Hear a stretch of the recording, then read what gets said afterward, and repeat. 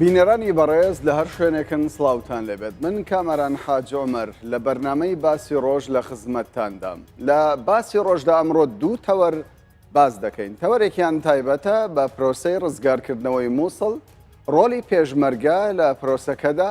ئایا پێشمەرگە یاخود کورد چ دەستکەوتێکی دەبێت لە پرۆسەی ڕزگارکردنەوەی مووسڵ؟ پرسی ڕزگارکردنەوەی مووسڵ چەندە گرینگە بۆ کورد و پێشمەرگە تا خوێنی پێشمەرگە لەو پرۆسەیەدا برژێت. بۆ قسەکردنی زیاتر لەسەر ئەم بابەتە میوانداری بەڕێز جەباریاوەر ئەمینداری وەزارەتی پێشمەرگەی حکوومەتی هەرێمی کوردستان لە شاری لە هەولێرەوە کردومانە. بەڕێز یاوەر بەخێر بێت بۆ کوردستان 24 سەرەتا لەوە دەست پێ دەکەم. کارتەر و عەبادی باز لە زوو دەستپێکردنەوەی پرۆسەی ڕزگارکردنی مووسڵ دەکەن. پێشمەرگە ئامادەیە؟ ڕۆڵی چی دەبێت لەو پرۆسەیەدا؟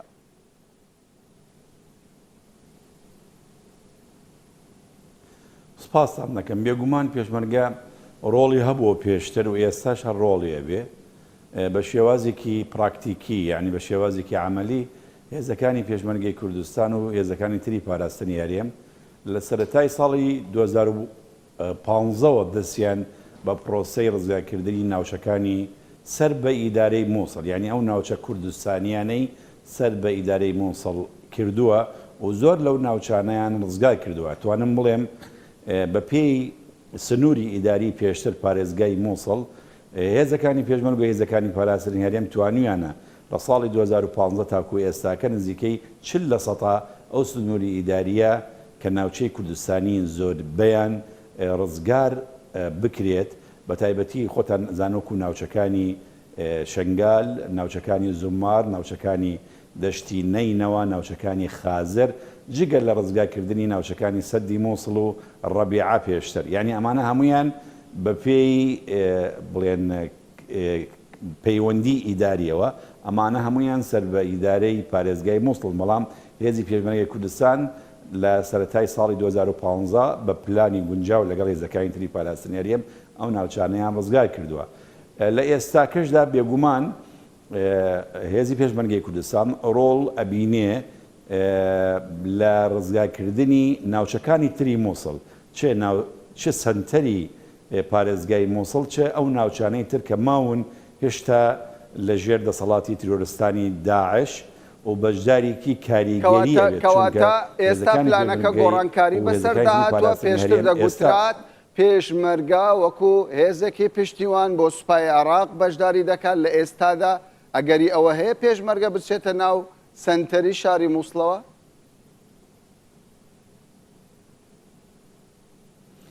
هێشتا پلانەکە بە تەواوەتی بە تایبەتی بۆ سەنتەری شاری مووسڵدا نەڕێژراوە. یعنی هێشتا کۆبوونەوەی فەرمی نەکراوە کە پلانی چۆنیەتی ڕزگارکردنی سەنتەری شاری مووسڵ دیاری نەکراوە و ڕۆڵی ئەو هێزانەی کە بەشداریەکەن لەم پرۆسەیە دیاری نەکراوە. چه ڕۆڵی هێزەکانی پێشمەرگە و هێزەکانی پاراستنی هەرێم، چه ڕۆڵی هێزەکانی عەشایر یان خۆبەخشەکانی مووسڵ، یان چه ڕۆڵی هێزەکانی حکوومەتی فیدراڵی عێراق کە پلانەکەدا ڕۆژرا و ڕێککەوتن کرا لەسەر ئەو پلانە. ئەو کاتە ڕۆڵی هێزی پێشمەرگەی کوردستان کێشە لە داڕشتنی پلانەکە هەیە. بەڕێز یاوەر بۆچی داڕشتنی ئەو پلانە ئەوەندە دوا کەوتووە لە کاتێکدا ئەوە چەندین ساڵە باز لە پرۆسەیە دەکرێت؟ چەندین ساڵە نییە، لەبەرەوەی خۆی مووسڵە من 2 ساڵە لەلایەن هێزەکانی تیرۆرستانەوە، یعنی لەلایەن تیرۆرستانی داعشەوە داگیر کراوە. لە دوای دەی 6 2004 لە بیرما ئیبراهیم جەعفەری وەزیری دەرەوەی عێراق ساڵێک بەر لە ئێستا باسی لەوە کرد کە پرۆسەی ڕزگارکردنەوەی مووسڵ نزیک بۆتەوە. بەڵێ بێگومان ئەو کاتە هێشتا ڕوومادی دەست بەسەرا نەگیرا بوو. یعنی پێش ئەوەی کە ڕوومادی لەلایەن تیرۆرستانی داعشەوە دەست بەسەرا بگیرێ، بەڵێ چەند کۆبوونەوەیەکی لە نێوانی وەزاری پێشمەرگە و وەزاری بەرگری عێراق بە بەشداربوونی هاوپەیمانانەوە کرا بۆ ئەوەی کە ئێمە پلانێکی گونجاو داڕێژین بۆ پرۆسەی ڕزگارکردنی مووسڵ. بەڵام لە پڕا لە کاتی کۆبوونەکاندا داعش پەرلەمانی ناوچەکانی ڕۆمادیدا وتوانی ڕۆمادی کۆنتترۆل بکە. لەو کاتەوە تاکو ئەم ماوانەی دوایەدا هێزەکانی حکوومەتی ئیتیحادی مەشغول بوون بە ڕزگارکردنی ناوچەکانی ڕوومادی چونکە ڕوومادی بۆ بە مەترسیکی گەورە بۆ سەر ناوەندی شاری بەغا لەبەرەوەی هەموو هێزەکانی حکوومەتی فیدراڵی عێراق مەشغوڵی پرۆسەی ڕزگارکردنی ڕوومادی بوون و هێشتا هەندێک ناوچەی ڕوومادی هێشتا ماوە وەکو ڕاوە و عانە و قایم و هەندێک ناوچە هێشتا هەماون هێشتا لە ژێر دەسەڵاتی تروریستانی داعشن لەبەرەوەی مەشغوڵبوونی هێزەکانی حکوومەتی ئیتیحادی بە ڕزگارکردنی ڕوومادی و ناوچەکانی سەر بە ڕوومادی وای کرد پرۆسەی ڕزگارکردنی مووسڵ دواکەوێت تا ئێستا بەڵام وەکو بۆم باس کردی پرۆسەی ڕزگارکردنی مووسڵ فقط ڕزگارکردنی سنتەری شارەکە نییە مووسڵ پارێزگایەکی زۆر زۆر گەورەیە یعنی لە ڕووی جوگرافیەوە ناوچەیەکی زۆر زۆر گەورەیە و لە ڕووی دانیشتوانیشەوە ناوچەیەکی زۆر ئاڵۆزە لەبەرەوەیە وەکو باسم کرد هەندێک ناوچە کە ناوچەی کوردستانین لەلایەن هەرێمی کوردستانەوە هێزەکانی پێشمەرگە و هێزەکانی پاراستنی هەرێم بە هاوکاری هێزەکانی هاوپەیمانان لە ئاسمان و لە ئەرزەوە زۆر باشە بەڕێزیاوەر لێرە پرسیاری خەڵک ئەوەیە ئایا کورد بە زۆر بەشداری پێدەکرێت لەو پرۆسەیەدا یاخود بەویستی خۆی و بە ئیرادەی خۆیەتی هیچ کەسێک نییە زۆر لە کورد بکا بۆ کارێکی دیاری کراوە لەبەرەوەیە ڕزگارکردنی مووسڵ گرنگیکی زۆر گەورەی هەیە بە نسبەت هەرێمی کوردستانەوە لەبەر ئەم خاڵانەی کە یەک بە یەک بۆتان ڕوونەکەمەوە یەکەمیان مووسڵ دانیشتوانی مووسڵ پێکهاتەی هەموو نەتەوەکان هەموو ئاینەکان هەموو تایفەکانی تێدایە یعنی لە ناو مووسڵدا عەرەب کورد تورکمان ئاشووری ئێزیدی شەبەک ئەوە هەموو کاکەیی هەمووی لە ناو مووسڵدا دەژی و ئێمە لە ناو ئەنجومەنی پارێزگای مووسڵ پێکهاتێکی گەورەی کوردستانیدا هەیە هەم لە پارێزگا وەکو ئیداری پارێزگا و هەم لە ئەنجومەنی مووسڵدا لەبەرەوەیە ئەوە لە ڕووی پێکهاتەی دانیشتوان گرنگیەکی زۆر گەورە بۆ هەرێمی کوردستان هەیە لە ڕووی ئیداریەوە گرنگیەکی هەیە جگەل لەوەش ناوچەیەکی زۆر کوردستانی هەیە کە سەر بە ئیدارەی مووسڵدا هەیە و هەمووی کوردنشینن ئەوە پێویستە ڕزگار بگرێت جگەل لەوەش هەتاکو داعش لە مووسڵ مابێ هەڕەشە لەسەر هەرێمی کوردستاندا هەیە و ئاسایش هەرێمی کوردستان سەقامگیر نابێ لەبەرەوەی ئەبێت داعش لە مووسڵ دەربکرێت بۆ ئەوەیە ئاسایشی هەرێمی کوردستان سەقامگیر بێ و بپارێزرێ جگەل لەوانش ئێمە دەزانین لە هەرێمی کوردستان ملیۆنێک و نزیکەی 600,000 ئاوارە لە هەرێمی کوردستان نیشتەجێ بوون ئەم ملیۆن و 600,000 کە زۆریان دانیشتوانی یعنی ئین ئەو ناوچانەی دانیشتوانی مووسڵن یان ئەو ناوچانەی کوردستانین کە لە دەرەوەی مووسڵن و بێگومان بە ڕزگارکردنی مووسڵ ئیتر هیچ مەترسیەک بۆ سەر ئەو ناوچانە نامێنێ ئەو ئاوارانە ئەگەڕێنەوە ناوچەکانی خۆیان و قورسایی ئەرکی بەخێوکردن یان دابینکردنی پێویستەکانی ئاوارەکان لەسەر هەرێمی کوردستاندا کەم ئەبێتەوە نابینە کە ئێستا قورساییکی زۆر هەیە لەسەر هەرێمی کوردستان دوایەمین خاڵیان ئێمە وەکو کورد بەشێکی گرنگین لە هاوپەیمانی نێونەتەوەی بۆ شەڕ دژی داعش لەبەر ئەوەیە لە هەر کوێ داعش هەبێت ئەبێ ئێمە شەڕی بکەین ئێوە لە بیرتانە ئێمە لێرەوەی هێزمان ناردۆ بۆ کۆبانی بۆ ئەوەیە کە شەڕی تیرۆریستانی داعش بکەین چونکە هەم کورد هەم ئەو ناوچەی ڕۆژهەڵاتی کوردستانە ڕۆژ ئاوای کوردستانە هەم ئێمە شەڕی داعش زۆر باشە بەڕێزیاوەر دیارە لە پێشوودا ینی کێشێکی گەورە لە نێوان هەولێر و بەغدا هەبوو لەسەر ناوچە کوردستانیەکان بە تایبەت لە دەشتی نینەوە ئەو دەڤەرانەدا ئێوە لەگەڵ بەغدا لەسەر ئەم پرسە ڕێککەوتون پێشەوەی پێشمەرگە بەشداری لە پرۆسەی ڕزگارکردنەوەکە بکات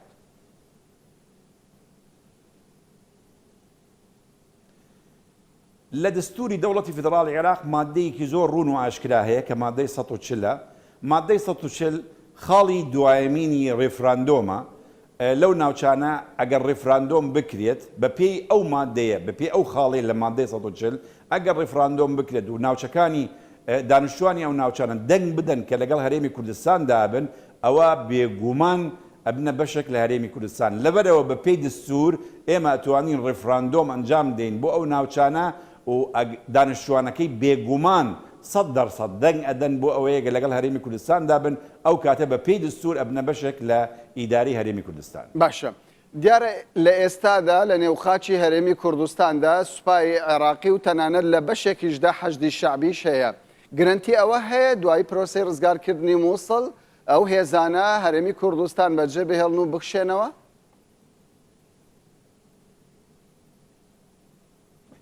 لە ئەمڕۆ ئەگەر هەواڵەکان ئەگەر بە دووادا چوونتان بۆ هەواڵەکان هەبێت لەو دانیشتانەی کە ئاشتۆن کارتەر کردی لەگەڵ وەزارەی بەرگری عێراق و لەگەڵ سەرۆکایەتی ئەنجومەنی وەزیرانی عێراق بڕیار دراوە کە سەربازگەی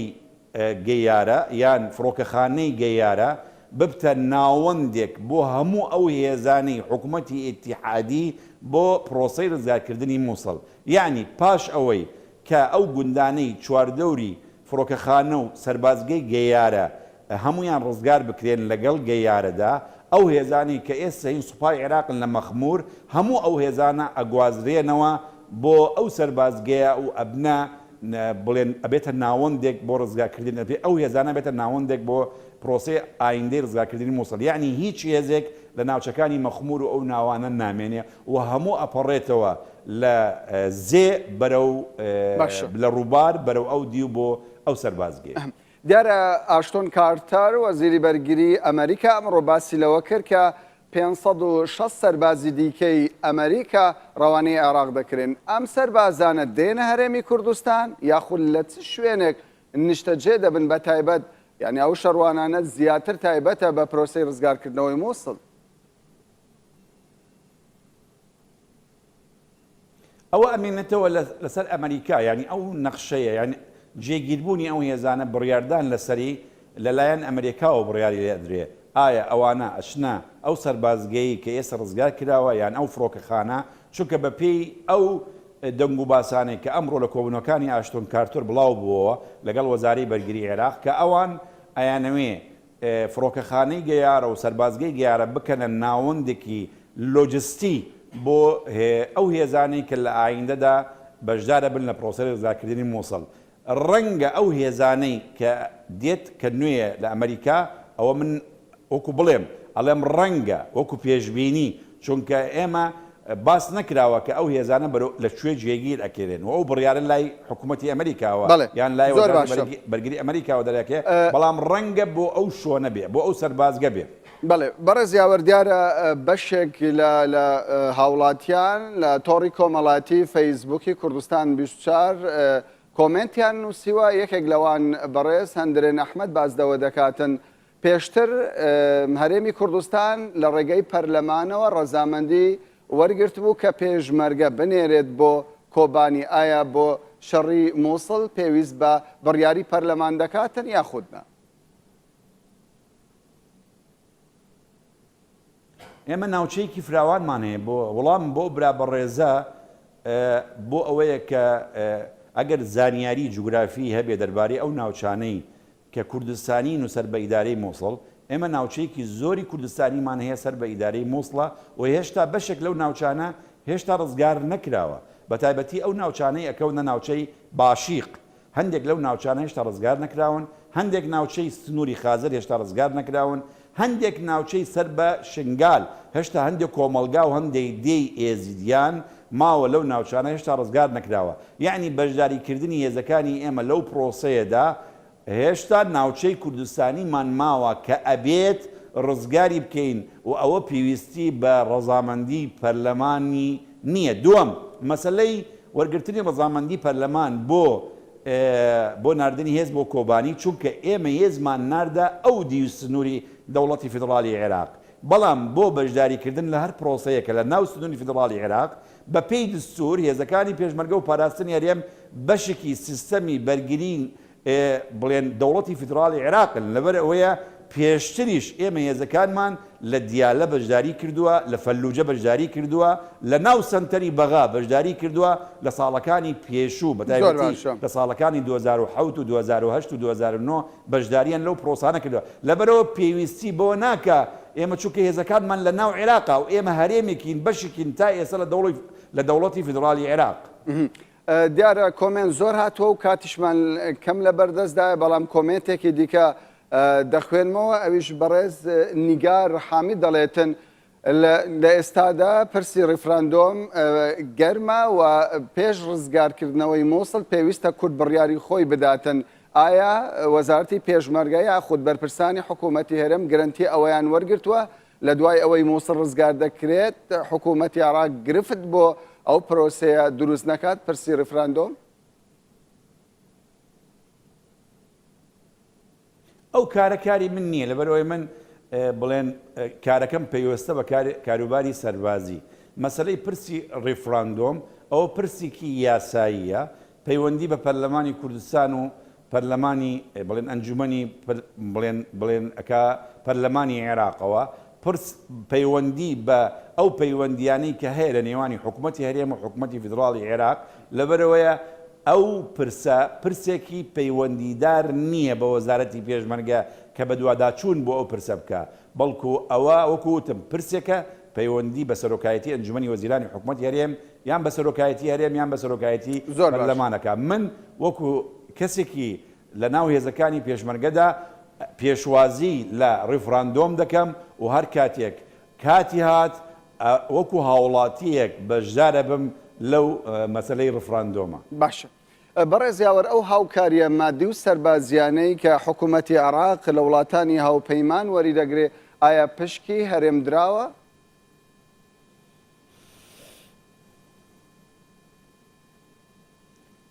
ئەوەی کە لە ئەمریکا ئەگەر باس لەوەی ئەمریکاکە ئێمە بەڵێ ئەمریکا هەموو جارێک کە هاوکاری بۆ حکوومەتی فیدراڵی عێراقدا ئەنێرێ پشکێکی هەرێم هەیە. بەسەرەن نمونە ئەو چەکدارکردنی ئەو دوولیوایەی وەزارەتی پێشمەرگە ئەوە لە ضمنی پلانێکی گشتگیر بوو بۆ هاوکاری ئەمریکا بۆ عێراق بە شێوازێکی گشتی بۆ ناردنی هەندێک چەک و تەقەمەنی بۆ هێزەکانی عێراق. ئێمەش لە ضمنی ئەو هاوکاریە دوو لیوامان بەرکەوت بە هەموو شێوازەکان یعنی هەموو جۆرەکانی چەک و تەقەمەنی لە چەکی سووک هەتا چەکی قورس هەتا هێڤی هەتاکو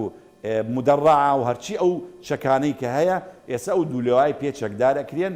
جگەل لەوەش لە مەسەلەی پێدانی کۆمەک بۆ مالی ینی پارە بۆ حکوومەتی فیدراڵی عێراق بەگشتی ئێمەش وەکو حکوومەتی هەرێمی کوردستان وەکو وەزارەتی پێشمەرگە ئێمە بڕی 450 میلیۆن دۆلارمان وەکو کۆمەک بەرکەوتووە کە ئومێد دەکەین لە کۆتایی مانگی حەوت یان مانگی هەشت ئەو پارەیە بگاتە هەرێمی کوردستان و بە پرۆسەیەک مانگانە بەشێک لە هێزەکانی پێشمەرگە موچە لەو پارەیە وەرگرن بۆی بتوانین هەموو مانگێک موچەی هێزەکانی پێشمەرگەی کوردستان بدەین. یعنی ئێمە لە هەموو ئەو کۆمەکانەی کە دێت بۆ حکوومەتی فیدراڵی عێراق بەشێک لەو کۆمەکانە بێگومان دەگاتە هەرێمی کوردستانیان هەندێک جار ئێمە داوا ئەکەین ڕاستەوخۆ لە وڵاتانی هاوپەیمانان کە پێویستیمان بەجد جۆرە چەکێک یان تەقەمەنیەکە ئەوانیش یان مەشقێکە ئەوانیش لەو ڕۆوە هاوکاریمان دەکەن. باشە پێشتر زۆر گلەیتان دەکرد کە وڵاتانی هاوپەیمان وەکو پێویست هاوکاری پێشمەرگە ناکەن لە بەرامبەر ئەو هەموو قوربانەی کە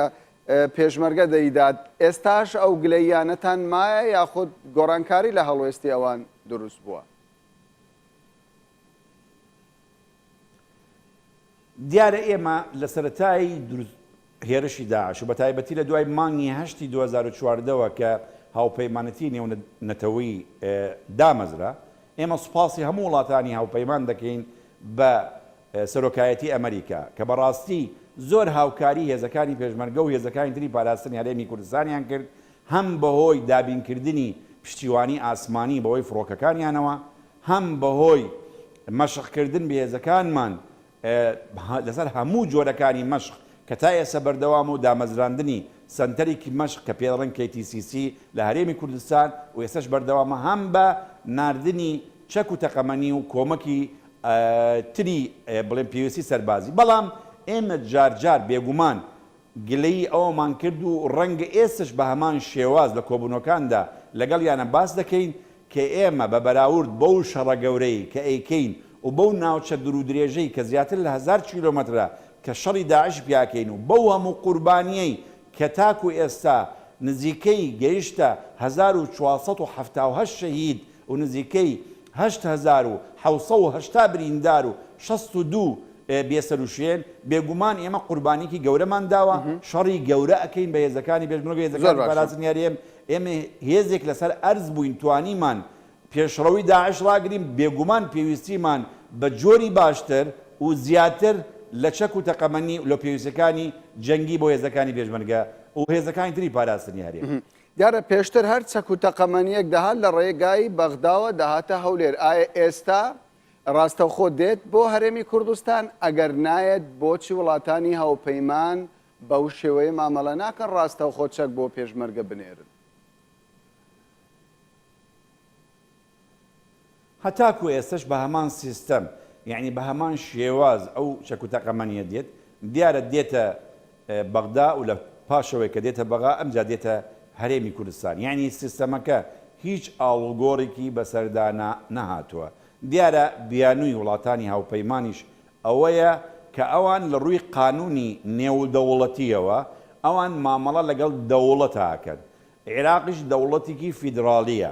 ئێمەش هەرێمی کوردستان بەشێکی ئەو دەوڵەتە فیدراالین لەبەرەوەیە کە بەشێکی ئەو دەوڵەتە فیدراالین ئەبێت لە ڕێگای دەوڵەتی فیدراالیەوە ئەو پەیوەندی و کۆمەک و هاوکاری و ناردنی مەشق پێکار و پێویستەکانی هێزی پێشمەرگەی کوردستان بنێرن یعنی ئەوان پشت بە بڵێن قانونی پەیوەندیەکانی نێودەوڵەتیەوە ئەبەستن بۆ ناردنی ئەو چەک و تەقەمەنی و هاوکاریە وەکوتم تا ئێستا بە هەمان سیستەم هاوکاری و هەمانگی بەڕێزیاوەر پێدوانیە دووڕوویەک هەبی لەو مەسەلەیەدا لە کاتێکدا وڵاتانی هاوپەیمان یاخود هێزەکانی هاوپەیمان لە هەر جوولەیەکی پێشمەرگە لە عێراق و لە هەرێمی کوردستاندا پەیوەندی ڕاستەوخۆ بە فەرماندەی گشتی هێزە چەکدارەکانی هەرێمی کوردستانەوە دەکەن ڕاوبۆچوون لەوەوە وەردەگرن بەڵام بۆ پرسی پێشمەرگە گرەی دەدەن بە بەغدا. لە ئاستی وەزیفی مندا من بۆم نییە بڵێم ئەوە دووڕوویە ینی من تۆمەتباری وڵاتانی هاوپەیمان بکەم بە دووڕوویە لەبەرەوەیە ئەوە لەگەڵ ئاستی وەزیفی مندا ناگونجێ من ئەوەندەم لەسرە وەکو وەزارەتی پێشمەرگەی کوردستان سوپاسی هاوپەیمانانەکەم بە سەرکردایەتی ئەمریکا کە لە سەرەتای شەڕی داعشەوە تاکو ئێستا هاوکاریەکی زۆری ئاسمانی لەگەڵ چەک و تەقەمەنی لەگەڵ مەشق پێشکەش بە هێزەکانی پێشمەرگاکە و بێگومان ئومێدمان هەیە و داواکارین کە ئەو هاوکاریانە زیاتر و زیاتر بکە بۆ هێزەکانی پێشمەرگە چونکە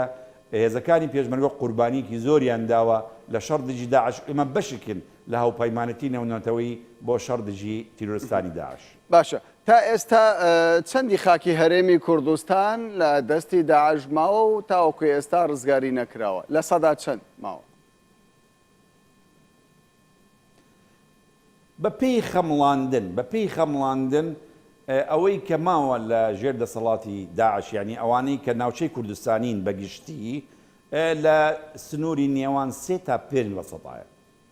بەڵێ پلان هەیە لەم نزیکانە و ناوچانەش ئازاد بکرێن؟ بەڵێ بێگومان بڵێن وەزارەتی پێشمەرگە و فەرماندەیی هێزەکانی پاراستنی هەرێمی کوردستان بەردەوام لە هەوڵ دەدەن پلانی گونجاویان هەبێت لە کاتی گونجاودا بۆ ئەوەیە هەموو ناوچە کوردستانیەکان ڕزگار بکەن لە چنگی تیرۆریستانی داعش و بێتەوە باوەشی هەرێمی کوردستان. زۆر قسە لەسەر تەوقیتی پرۆسەی ڕزگارکردنەوەی مووسڵ دەکرێت زۆر جار باس لەوە دەکرێتن لە کۆتایی ئەم ساڵدا مووسڵ ڕزگار دەکرێتن ئێوە چی دەڵێن لەمبارەوە؟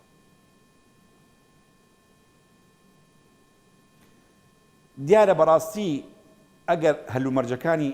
سەربازی ئێستا لەسەر عرض ببینین هەوڵێکی یەکجار زۆر هەیە بۆ ئەوەیە کە بڵێن پرۆسەی ڕزگارکردنی مووسڵ نزیک بکرێتەوە بە تایبەتی ئەم هەنگاوانەی دوایی وەزارەتی بەرگری عێراق و هێزەکانی حکوومەتی فیدراڵی عێراق بە ڕزگارکردنی کۆمەڵێکی گوند لە سنووری ناوچەی خازر بەرەو گەیارە و بە تایبەتی گەیشتن بەسەر ڕووبار بۆ ئەوەی کە بپەڕنەوە بۆ ناوچەکانی گەیارە و ئەم هێرشەی ئەم دوایەدا کە هێزەکانی حکوومەتی فیدراڵی عێراق کردیان لە ناوچەکانی بێجیەوە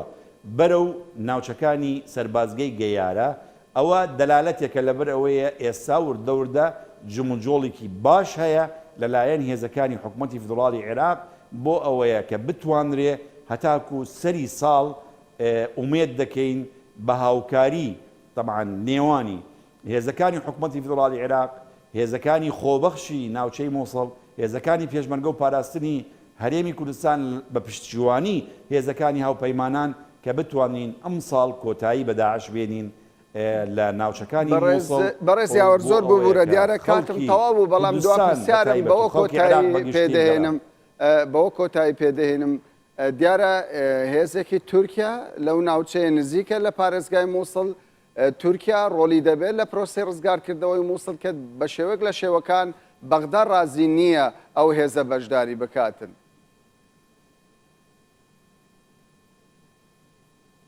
ئێمە وەکو هەرێمی کوردستان لێپرسراوین تەنها دەربارەی هێزەکانی پێشمەرگە و هێزەکانی پاراستنی هەرێمی کوردستان هەر هێزێکی تر بەشدار بێیان بەشدار نەبێت لە پرۆسەی مووسڵدا ڕزگارکردنی مووسڵ ئەوە ئەوەستێتەوە لەسەر حکوومەتی فیدراڵی عێراق بڕیاری حکوومەتی فیدراڵی عێراق. ئێمە لە هەرێمی کوردستان لێپرسراوین بەرامبەر بە هێزەکانی پێشمەرگە و پاراستنی هەرێم کە بڕیار دراوە لە باڵاترین دەسەڵاتی هەرێمی کوردستان و لە فەرماندەی گشتی هێزەکانی پاراستنی هەرێم کە هێزی پێشمەرگە و هێزەکانی پاراستنی بەشدارە بین. بەڵام چی هێزێکی تر بەشدارە بێ یان بەشدار نەبێ ئەوە ئەگەڕێتەوە بۆ حکوومەتی فیدراڵی عێراق چونکە ئەوە مەمەسەکە ئەوە بە مەسەلەیەکە پەیوەستە بە حکوومەتی فیدراڵی عێراق. وەکو ئێمە گوێمان لێ بووە لە وەزارەتی بەرگری حکوومەتی فیدراڵی عێراق و لە وەزیری بەرگری لە لێدوانەکانی ئەم دوایەدا لەگەڵ لێدوانەکانی بڵێن ئەندامانی پەرلەمان یان سەرۆکایەتی پەرلەمانی عێراق یان سەرۆکایەتی ئەنجومەنی وەزیرانی عێراق ئەوان قبول ناکەن بە بەشداریکردنی هیچ هێزێکی تری بیانی لەو پرۆسەیە جگە لەو هێزانەی حکوومەتی فیدراڵی عێراق وەکو سوپا لەگەڵ هێزەکانی خۆبەخشەکان و هێزەکانی پێشمەرگە و پاراستنی هەرێم بە پشتیوانی هاوپەیمانان. بەڕێز جەباریاوە ئەمینداری گشتی وەزارەتی پێشمەرگەی حکوومەتی هەرێمی کوردستان زۆر سوپاست دەکەین کە کاتی خۆت بە ئێمەدا. بەڵێ بەڕێزانم باسی ڕۆژ بەردەوام دەبێت تەوەری دووەم کە تایبەتە بە پرسی بە پارێزگاکردنی دەشتی نینەوە و ڕەوشی کریسیانەکان لە عێراق و هەرێمی کوردستان کە لەگەڵ بەڕێز یۆنادەم یوسف کەننا تاوتوێی دەکەین دەچینە ناوبڕێک و دواتر ئەو دۆسەیە دەکەینەوە.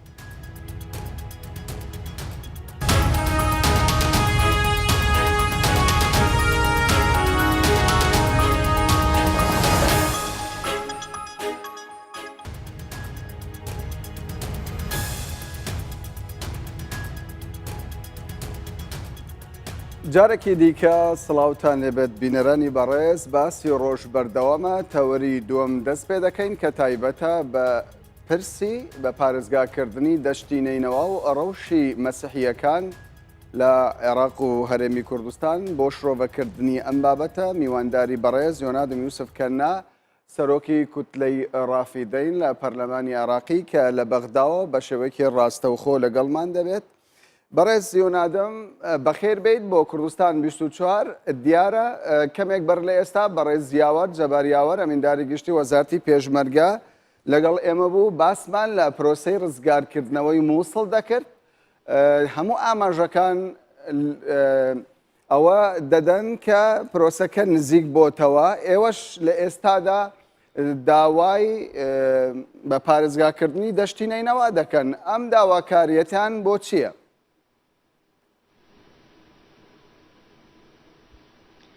پێشەکی زۆر سپاس بۆ ئەم دەرفەتە. ئەم داواکاری ئەمڕۆ نییە. دوای ڕوخاندنی ڕژێمی سەدام ئێمە لە 2003 و 2004 و 5 بینیمان چەند فەرق و جودایی هەبوو چەند تەفریقە هەبوو بینی سیاساتی مرکزی مووسڵ لەگەڵ ئەو منتیقانە. لەبەر ئەوە نەک تەنها دەشتی نینەوە و تلعفەر لە ساڵی 88 دیراسە کراوە. سەدام بە سەدامەتی خۆی نەوتنە وتی تەڕەیوز یعنی لەسەر خۆتان بن ئیستا چونکو تازە لە شەڕی ئێران دەرچوو بوو. هەروەها برایەکانمان ئێزیدیەکانی منتقەی شنگال لەبەر ئەو ینی ئەکو بڵێ دوو کەڵتوری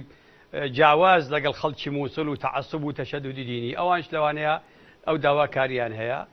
مووسڵ پارێزگاکی یەکجار گەورە ینی زیاتر لە 9 ملیۆن خەڵکە لەناو ئەو دەشتی نینەوە بینی ئەو مکەوناتی خەڵکی دەشتی نینەوە کە بریتە لە مەسیحەکان کە دانسریان ئاشووری لەگەڵ شەبەک و ئێزیدی و لەگەڵ کورد و لەگەڵ عەرەب و تورکمان هەندێک تورکمانش یعنی ئەوە لەسەر ئەساسێکی جوغرافی ئیداریە دەمێکە داوا کراوە نەک ئیستا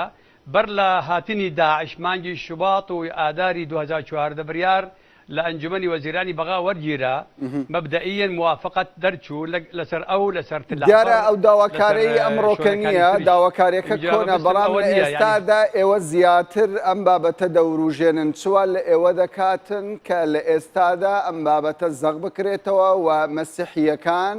پێداگیری بکەن لە دەشتی نینەوە ئەو ناوچانەی کە ئەوان پێیان وایە دەبێ بکرێت بە پارێزگا داوای دەکەن دەیخەنە ڕوو. چونکە لەبەر ئەوە نەتیجەی ئەو سیاساتی پێشووە کە هیچ ڕۆژێک عەدالەت نەبووە بەرامبەر ئەو خەڵکانە. ئەگەر نسبەی فەقیری لە مووسڵ 20% بوو لەو منتیقە 40%. ئەگەر نسبەی تەشغیل و تەمکین تەنمیە لە مووسڵ 70% لەوێ 30% ناگاتەوە. لەبەر ئەو کە خەڵک ئەیانەوەی بە ئازادی بژێن بە کەلتوری خۆیان ئازادی بژێن بە تەنمیە و ئەو شتانە عەدالەت هەبێ. تصور بکە مەسەلەن موازنەی مووسڵ 60 نینەوە 60% بۆ شاری مووسڵ ئەچوو 40% تەوزیع کرا بۆ 9 غەزا. یعنی ئەو فەرق و جودایی کە هەبوو ئەو فەقیراتی کە هەبوو لە شگالەوە تا لە شینینەوە لە هیچ شوێنی عێراق نەبوو. تا ئێستا مەناتیقی شنگال بیری ئاویان بوو خەڵک ئاو تێر بخەتەوە. ئینجا ئەگەر بۆ محافەزە بە تەئکیدەوە یعنی فەرقێکی یەکجار هەیە لە بين كالتوري أو خلكانة بين كالتوري شاري مووسڵ كتشدد وتعصب وتطرف ديني لقل أو قوميات بەڵام پێتانوانیە ئەو هەموو نەهامەتەی کە ئێوە باسی لێوە دەکەن یعنی زۆربەی پێکهاتەکان لە عێراق ڕوبەڕووی هەمان نەهامەتی بوونەتەوە ئایا ڕەوشی مەسیحیەکان جودایە لەگەڵ ڕەوشی پێکهاتەکانی دیکە؟ لە هەموو خراپتر ئەو فەقیرانە برایەکانمان یەزیدی بووە لە هەموو خراپتر لە مەسیحیش خراپتر چونکە ئێمە مەسیحی عەلە لەقەل لە قورئانی پیرۆز نەختێکە باسمان کراوە ئەوان هەر هیچ لەبەر ئەوە ئەو سەبی و ئەو سەربڕین و جینۆساید هاتە لە سەریان مەبەستم هەمومان وایە بەڵام لە هەموو خراپتر ئێزیدی دوای ئێمە ئەمجە دوای ئەوانی تر کە لەوانەیە ئەوانش موسڵمانن بەڵام شیعن لەبەر ئەوە ئەوانش حالیان زۆر باش نییە. مەقسەد هەمومانین لەبەر ئەوە ئاڵێم لەسەر ئەساسێکی ئیداری جوغرافی هیچ علاقەتی بە دین و قەومیەتەوە نییە بەڵام منتیقەیە لە موثەنە گەورەترە لە کەربەلاش گەورەترە کە مەساحەت و کە خەڵکش بۆ نەبێتە محافظە یعنی بۆ ئەوان باسی سنووری جوگرافیت کرد دەکرێت پێمان بڵێ سنووری جوگرافی ئەو پارێزگایە چۆن دەبێت و چەند ناحیە و قەزا لە خۆ دەگرێتن.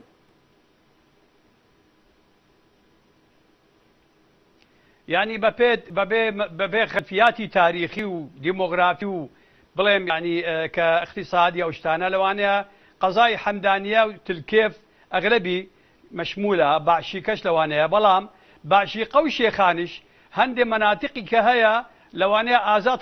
خەڵکێکی ئازادە چە ئەو چەوانتر بە پێ مادەی 140 ئازادن بریاری خۆیان بدەن پێشەکی دوای حتا محافظش ئازادە دوای بەرقەراربوونی ئاشتی و استقراری لە منتقا محافظش ئازادە بریاری خۆی بدا بەڵام ئێستا ئەو مەناتیقانە کە ئێمە باسەکەین کە حەمدانیە و تلکێفە زیاتر و بەشێکی لە باشیکە لەوانەیە مەناتیقی وەکو پێم باسم کرد لە جادە و سەرەوتر جگەڵە ئەڵقۆش لەوانەیە ئەوان بریاریان وایە هەر ئیستەش ئیدارەی حکومەتی هەرێمی کوردستانە لەک لە ئیستەوە لە 91 و 92ەوە ئەوانە هیچ ئەوانە کە جزئێکی زۆر باشە بڵێم کە دیارە باسی پێکهاتەکانت کرد پێم باشە بپرسم ڕای تورکمان و کورتان وەرگرتووە کە لەو ناوچانە دەژین ئەوان پشتگیری لە پارێزگا یاخود هەرێمێکی سربەخۆ دەکەن لەو ناوچەیەدا؟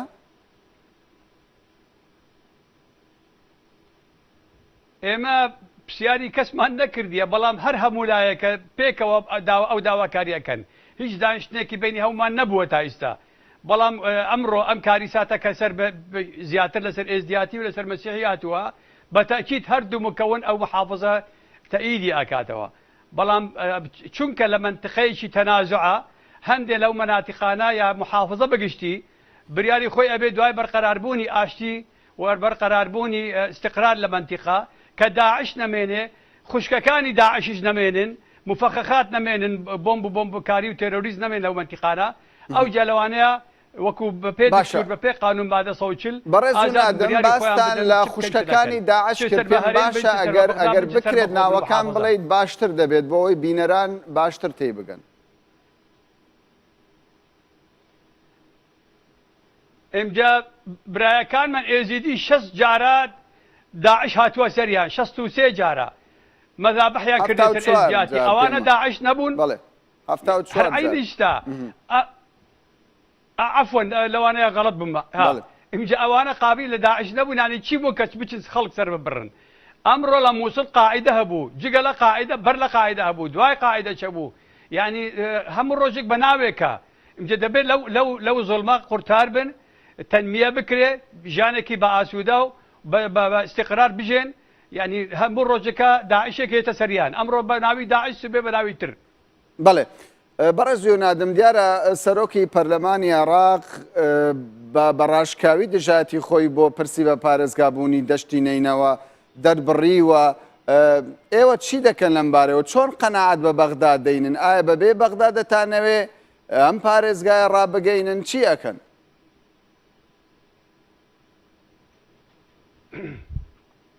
بڕیاری پارێزگابوونی دەشتی نینەوە و شنگاڵ و تلعفار بڕیارێکی ئەنجومەنی وەزیرانە بە پێ قانون بڕیاری خۆیان داویانە هەرچۆن هەڵەبجا بڕیاری هەرێمی کوردستان درا مەجبور بوون موافقە بکەن اینجا بڕیارەکەی بڕیاری سەرۆکی ئەنجومەن نیە لەوانەیە جەنابەت باسی سەرۆکی ئەنجومەنی پێشووەکەی سەرۆکی ئەنجومەنی پێشوو کاگە نجێفی پێی وابوو کە بکرێتە هەمووی ئەقلیمی نینەوە ئەو یە تەقسیم بکرێت سەرۆکی ئەنجومەنی نوێنەرانی پێشوو تەنانەت گوتەبێژی ئەنجومەنی پارێزگای مووسڵش بە هەمان شێوە دژاتی خۆی دەربڕیوە.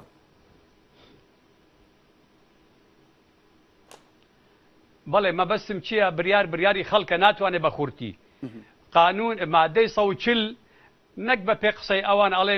31 12 تەواو بوو ئەوە تەواو نابێ ئەمە خەڵکە ئیرادەی خەڵک دەبێت ڕێز لێ بگیرێ ینی باوەڕ ناکەم بتوانێ ئەو ئیرادەی خەڵک مەسەلەن بشکێنێتەوە چونکو مەسلەی بەغا نییە بەغا هەموو یەک ڕەئی نییە لەوانەیە هەندێک خەڵکی متەشەدد بن متعەسب بن قەومی بن پێرازی نییە وازانێت تا حدودی تورکیا ماڵی باوکێتی باش بەڵام وانە خەڵکێکی وا هەیە کە دەبێت ئێرادەیان احترام لێ بگیرێ و بڕیار بگیرێ. باشە ئەگەر لە بەغدا بڕیاری سیاسی نییە بەڵام دەکرێت بڵێن هەرێمی کوردستان جابێتن لەگەڵ بەغدا ئێوە لەگەڵ هەولێر چی ئایا گفتوگۆتان لەگەڵ بەرپرسانی هەرێمی کوردستان لەسەر ئەم پرسە کردووە؟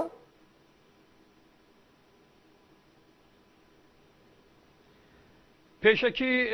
بڕیاری جیابوون یان ڕێفەراندۆم دەی تەباخ 1920 وەرگیراوە کە کورد و ئاسووری حەقی خۆیان هەیەە مادەی 62 لە اتفاقیە سیورەوە دوای 2005 عفوان دیسان بڕیارێکی فرەفراندۆم کرانەوە 5% خەڵکی کوردستان بڕیاریان وا بوو ئیمجا ئەگەر بڕیار درا ملەتی کورد و بڕیاری سیاسیش نەک تەنها ڕێفەراندۆم درا ئێمە خۆ بەرواری باە نابێنە ئەمارە یان مەسەلەن زاخۆ ناکرێتە ببێتە بەسرا ئەمە هەرێمە و خەڵکێکی پێکەوە ژیانە و شتێکی یعنی بڕیارێکی سیاسی خەڵکە ئیرادەی خەڵکە زۆر تەبیعیە حەقێکی ڕەوای ملەتانە لە وەکو بڵێ مەبادیئی وڵسۆن زۆر باشە اینجا ئەمە یەک دووهەم دانیشتنمان بوو بێ یان دانیشتمان نەبوو بێ باشە نەبووە تا ئێستا ئەو دانیشتنە بەڵام بە تاکیدەوە پێویستە دانیشت زۆر باشە بەڕێز یۆنادم دیارە دەشتی نینەوە دەکەوێتە شوێنێکی هەستیار هەم هەرێمی کوردستان دەبێتە هاوسێتان هەمیش بەغدا دەبێتە هاوسێتان ئێوە دەتانەوێ کامە هێز پارێزگاریتان لێ بکات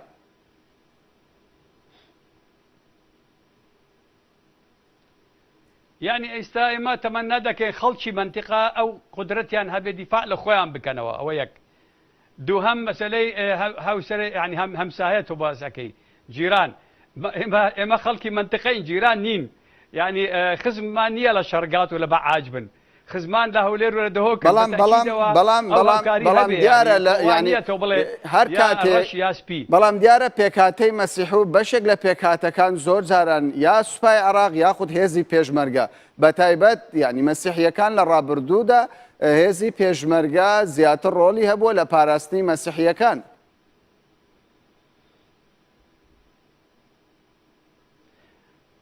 ئێمە کە پێکەوە بووین لە هەرێم ڕازەڵێ و تا ئێستا شوارواایە لە 61ەوە لەوانەیە زۆر لەو دەوروبەری خۆمان لەگەڵ ڕژێم بوون دژی شۆڕش ئێمە بەعکسەوە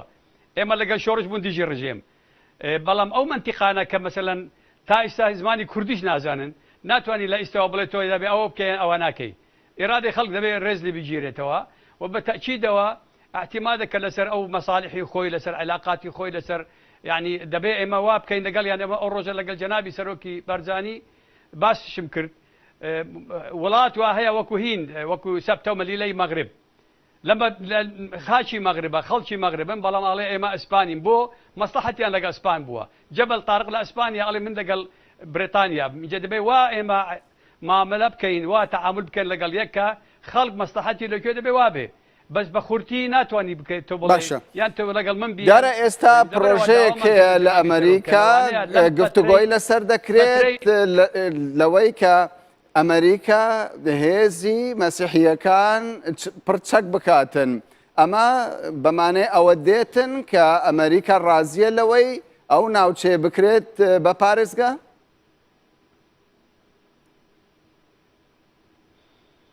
یعنی ئەوە بریاری ئەمریکا نییە واشنتۆن حەقی نییە لە شیکاگۆ بریار وەرگرێ واشنتۆن لە کالیفۆرنیا حەقی نییە جەنا ینی ئێمە سپاسیان دەکەین دەعممان بکەن بە تەکیدەوە بەڵام ئەمە بریارێکی وەکو بڵێ نیشتیمانیە لە ناو وڵات بەدەبێ وەربگیرێت یا خەڵکی ئەو منتیقەیە لەگەڵ حکومەتی کەواتە ئێوە ناتانەوێ هێزێکی سەر بە خۆتان هەبێت ئەو چەند سەد کەسا 600 سەربەخۆ ناکرێ ئەمە ئێزیدیە و ئەمە شەبەکە و ئەمە مەسیحەیە ناکرێ ئەمە ئیستا مەرحەلەیە تەنها مەرحەلەیە تا تەوابوونی داعش ئەو هێزانە دەبێ ئیندیماج بن اندماج یان لەگەڵ ئەم لا یان لەگەڵ ئەو لە بەڕسمی باش کە ئەم هێزە نەبێتن هێزێکی سەربەخۆ چێ دەبێ پێکاتەی مەسیحیەکان بپارێزێتن بە تایبەت لە ڕەوشێکی بەم شێوەیە دژوارەی عێراق کە تێیدا تێپەڕ دەبێتن پێشەکی حێزی تایبەتی لە سەرخەلفیاتی دینیە قەومی ناکرێ تەنها دعمێکە بۆ ڕێزگارکردنی ئەو منتیقەیە پاراستنی گوندانی ئەو منتەقە نەک هێزێکی تایبەتی هەرکەس بۆ خۆی هەبێ بەڵام مەرحەلەیە تا تەوابوونی داعش ئەو حەجی شعبی ئەو نازانم چی بەناوەکان حەجی وەتانی نامێنێتەوە ئەو دەبێ بچێ هەر منتیقەیەکی بە پێ بریار نیو لە سەد حەقی هەیە ئەو حرەس وەتانی هەبێ پۆلیس نییە بەڵام ئارتش نییە جەیش نییە بینی ئەو دووە تا ئێستا قانونەکەی تەواو نەبووە لەبەر نەبوونی سیقەت بینی سنە و شیعە تەخیر بووە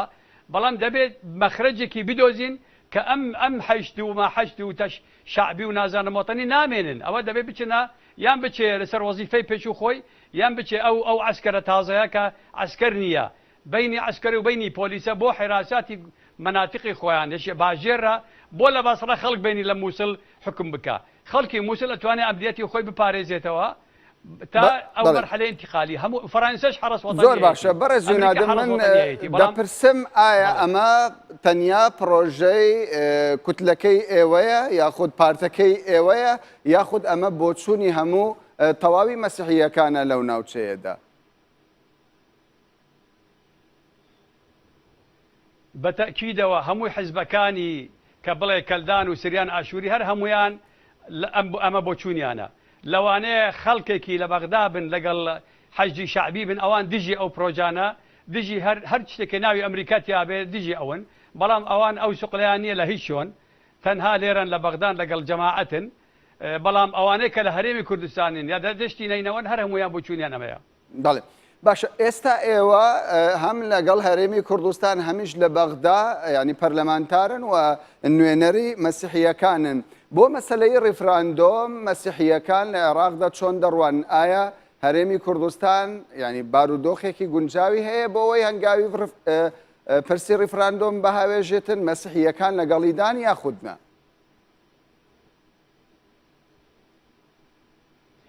پێشەکی وتم بەر لایسە وتم 1920 ئەم بریارە وەرگیراوە لە ئیتیفاقیە سیڤر دووهەم 2005 دیسان کرا ڕیفراندۆم حقێکی ڕەوا و طبیعیە ملەتان ئەوەی ئازادی ئەخوازی حقێکی طبیعی خۆیەتی حق تقریر مەسیر ئقرار کراوە مەبادیئی وڵسون ئەوە تقریبا نزیکە 100 ساڵە ئینجا مەبەستم ڕیفراندۆم حقێکی ڕەوایە بەڵام بریاری سیاسی کە تۆ بڕۆی بەرەو استقلال یان نەڕۆی بەرەو استقلال ئەمە بریاری سەرکردایەتی ملەتی کوردە هەڵبژێردراوی ملەتی کوردە کە پەرلەمانی کوردستانە ئێمە ینی مەسلەی بریاری شخصیکی نییە حزبێکی نییە لەوانەیە هەندێکی لە دڵسۆزانی کورد بڵێنە و هەندێک دژمنانی شۆڤینیستی دژی کورد ئەڵێنە بەڵام حەقێکی طبیعیە. بەڵێ یۆنادەم یوسف کەرنا سەرۆکی کوتلەی ڕافیدەین لە پەرلەمانی عێراق یەکجار سوپاس کە لە بەغداوە بە شێوەیەکی ڕاستەوخۆ لەگەڵمان بووی. زۆر سوپاس. بەڵێ بینەرانی بەڕێ سوپاس بۆ ئێوەش کە کاتی خۆتان بە ئێمەدا و لەم پرۆگرامە بینەرمان بوون.